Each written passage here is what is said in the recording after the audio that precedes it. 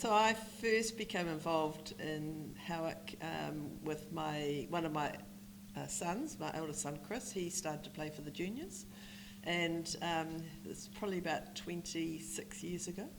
And he came along and trialled for the junior club. It was very impressive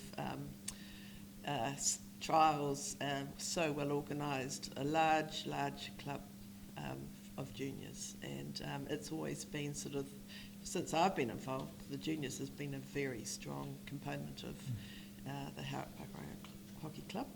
And yes, and so all my three boys have played for the club from juniors right through, and all have played up to premier level. Yeah. Okay. And still involved. So 26 years, Yep. and John, 48 years. Yeah. Tell us about those early days. Well, it'll be 50 in terms of the conversations that were begun, primarily with Keith and myself and my brother in the following year. So we sort of talked about, at that stage, of playing hockey, and Pakuranga College was where we sort of met.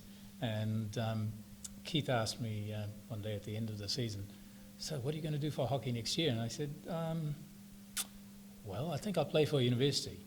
And then we thought, 35 Ks we have to travel to play hockey. Well, that doesn't make sense. We should have something here. And Paul had the same conversation with Keith the following year when I was down in Otago. And 74, we decided we'd do something about it when I was back up here. And the club was formed. And mostly ex-Pakuranga College kind of people and people resident in Howick and Pakuranga, and their friends. And I've got to do a shout out to Keith, first of all, because he was a good man, and secondly, Keith also was slightly older than me, and that helped. Not too much, but older, and that does always help. And of course, he had some connections also with the cricket, as did I, and as did Paul. So we were able to draw on the experiences from cricket. And our first constitution looked remarkably like the cricket club's one. Funny that, except for the colours. And Manoj, you mentioned about the colours earlier in our conversation. And when we set up the club and we applied to Auckland Hockey, and we said our first colour that we want to choose is orange. And Eastern Hockey Club, unbeknownst to us, they decided to form a club. And this is primarily based around Point England. And Mount Wellington, they wanted to use that grant, and they applied for orange as well. And it just so happened their letter snuck in about minutes ahead of ours, or it was red earlier than ours, so they got orange, and we were left with, at that stage, chocolate brown. So, which changed eventually to beige, which was much more in keeping, I think.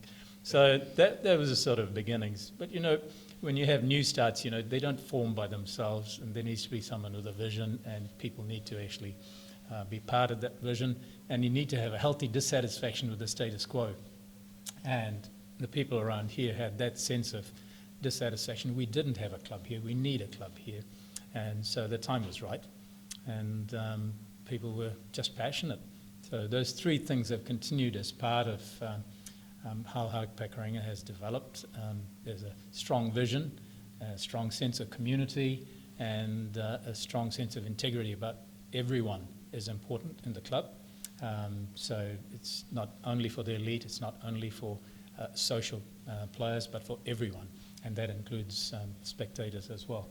So that's continued, that sense of community. And out of that, it's a seedbed for really good elite players as well. So when you have a sound base, you can springboard some really new innovations, as well as very good hockey players, but most of all, decent human beings.